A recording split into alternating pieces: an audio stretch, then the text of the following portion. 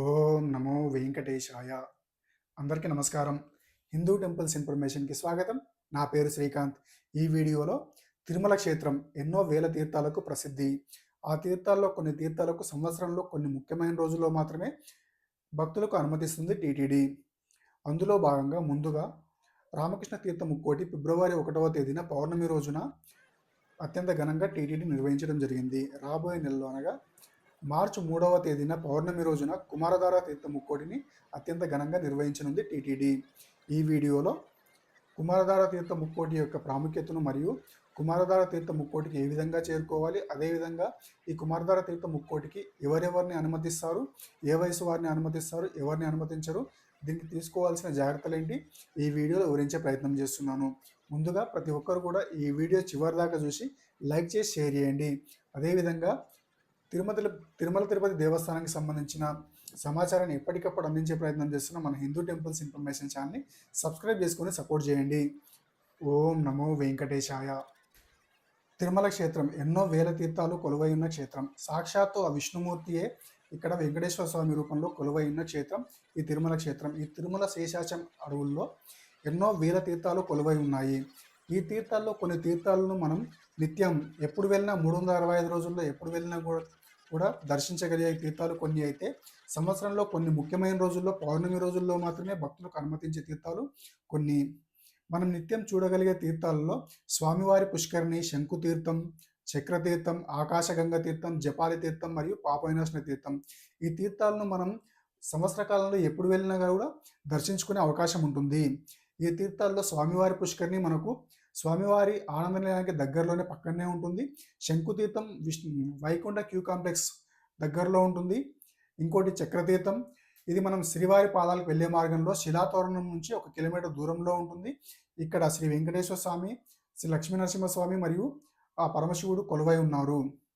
ఇక జపాలి తీర్థం, ఇక్కడ సాక్షాత్తు ఆంజనేయ స్వామియే జన్మస్థలంగా టీటీడీ తాజాగా ప్రకటించడం జరిగింది. ఇక్కడ సీతమ్మ కోనేరు మరియు శ్రీ రాములవారి కోనేరు కూడా ఉన్నాయి.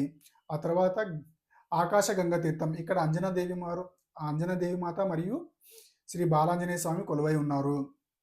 ఆ తర్వాత వచ్చేది పాప వినాశన తీర్థం. ఈ పాప వినాశన తీర్థంలో గంగాదేవి అమ్మవారు కొలువై ఉన్నారు.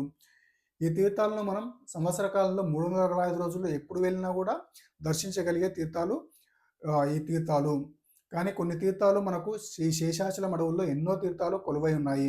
ఆ తీర్థాలను మనం కేవలం సంవత్సర కాలంలో కొన్ని ప్రత్యేకమైన రోజుల్లో మాత్రమే టీటీడీ మనకు భక్తులకు అనుమతించడం జరుగుతుంది. ఆ తీర్థాల్లో మనకు ముఖ్యంగా రామకృష్ణ తీర్థం, పసుపుధార తీర్థం, కుమారధార తీర్థం, శేషాద్రి తీర్థం మరియు తుంబుర తీర్థం. ఈ తీర్థాలను సంవత్సరంలో కేవలం కొన్ని ప్రత్యేకమైన రోజుల్లో ఒక్కరోజు మాత్రమే అనుమతించడం జరుగుతుంది. ఈ నెలలో అనగా ఫిబ్రవరి 1వ తేదీన పౌర్ణమి రోజున రామకృష్ణ తీర్థ ముక్కోటిని అత్యంత ఘనంగా టీటీడీ నిర్వహించడం జరిగింది. ఈ రామకృష్ణ తీర్థ ముక్కోటికి గత సంవత్సరం కంటే కూడా ఈ సంవత్సరం భక్తులు అత్యధిక సంఖ్యలో పాల్గొని శ్రీరాముడు మరియు శ్రీకృష్ణ స్వాముల వారిని దర్శించుకోవడం జరిగింది. వచ్చే నెల అనగా మార్చి 3వ తేదీన పౌర్ణమి రోజున కుమారధార తీర్థ ముక్కోటిని టీటీడీ అత్యంత ఘనంగా నిర్వహించనుంది.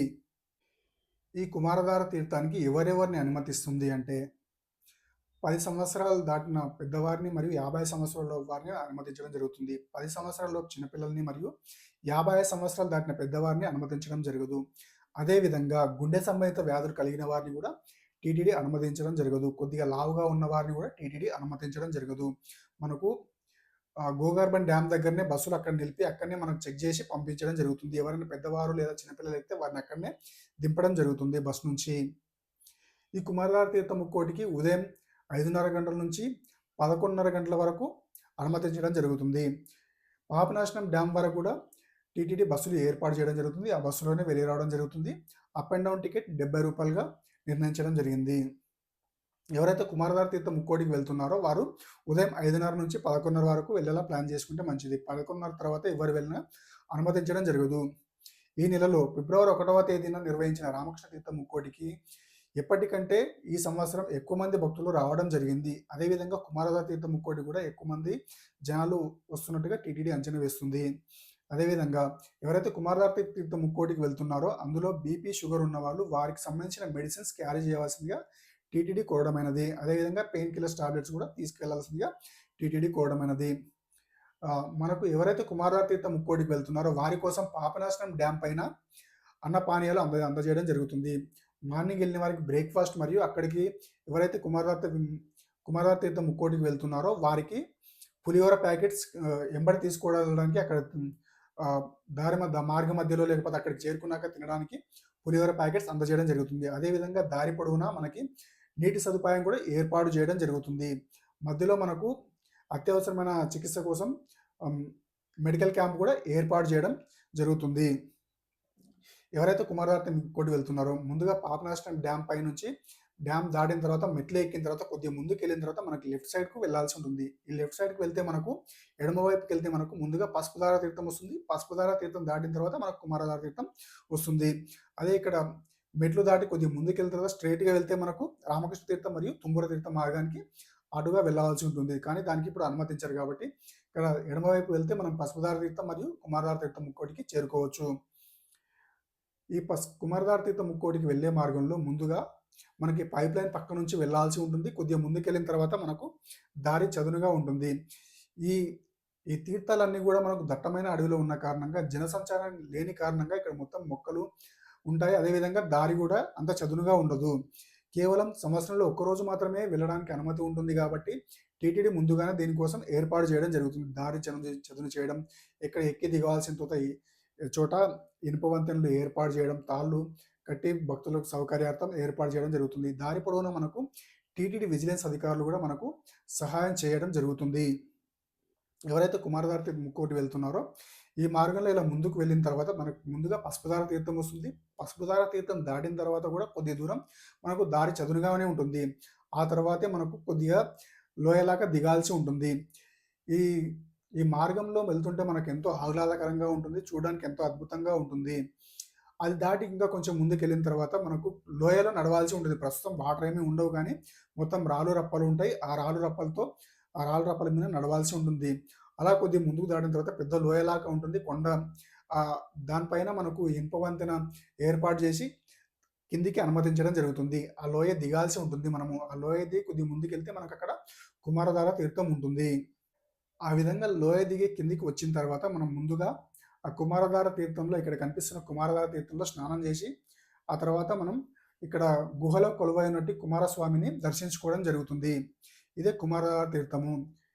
చూడడానికి ఎంతో అద్భుతంగా ఆహ్లాదకరంగా ఉంటుంది. ఇక్కడ ప్రకృతి ఎంతో రమణీయంగా ఉంటుంది. ఇది చూడడానికి ఎంతో అద్భుతంగా ఉంటుంది. మరియు ఇక్కడికి వచ్చిన భక్తులు ఎంతో హ్యాపీగా ఫీల్ అవుతారు. ఇక్కడికి నడిచి వచ్చిన కష్టాన్ని మొత్తం మర్చిపోతారు. ఇప్పుడు ఈ కుమారధార తీర్థ ముక్కోటి యొక్క స్థల పురాణం తెలుసుకునే ప్రయత్నం చేద్దాం. మార్కండేయ పురాణంలో కుమారస్వామికి సంబంధించిన ఒక కథ చెప్పబడింది. ఈ కుమారధార తీర్థం గురించి శివపార్వతుల పుత్రుడైన కుమారస్వామి తారకాసురుడిని సంహరించాడు.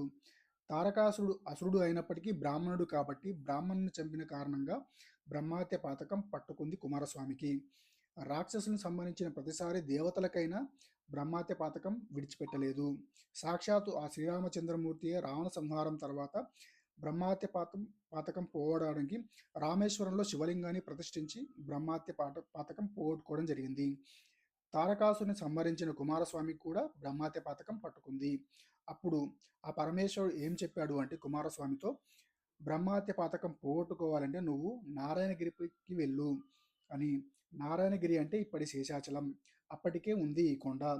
ముందు నారాయణగిరిపై స్వామి తీర్థంలో స్నానం చేసి నారాయణగిరిపై తపస్సు చేయమని పరమేశ్వరుడు చెప్పాడు అట.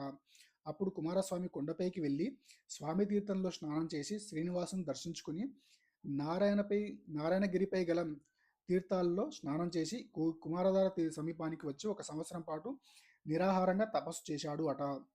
ఇక్కడ తర్వాత ఒకనాడు పౌర్ణమి రోజున స్వామివారు పూర్తి స్వరూపంలో ప్రత్యక్షమయ్యారు అట. అక్కడికి బ్రహ్మాది దేవతలతో పాటు అందరూ వచ్చారు అట. అప్పటికి ఇది ఒక దార. అప్పుడు స్వామివారు ఇకపై కుమారిక దారగా నీ పేరు మీదనే ఉంటుంది అని స్వామివారు సెలవిచ్చారు అట కుమారస్వామికి. నీ బ్రహ్మహత్య పాతకం తొలగిపోయింది, నువ్వు ఇక వెళ్ళిపోవచ్చు అని కూడా చెప్పారు అట. సాక్షాత్తు ఆ స్వామివారు ఆనందనీయంలో ఏ రూపంలో కొలువై ఉన్నారో అదే రూపంలో కుమారధార తీర్థంలో స్వామివారు సాక్షాత్కరించారు అట. కాబట్టి స్వామి సాక్షాత్కరించిన ఈ రోజున, ఈ పౌర్ణమి రోజున ఇక్కడ కుమారధార తీర్థ ముక్కోటి నిర్వహించడం ప్రారంభించింది టీటీడీ. ఎవరైతే కుమారధార తీర్థ ముక్కోటి రోజు ఈ తీర్థంలో స్నానం చేస్తారో వారు భగవత్ సన్నిధానానికి దగ్గరగా వెళ్తారు అని ప్రసిద్ధి.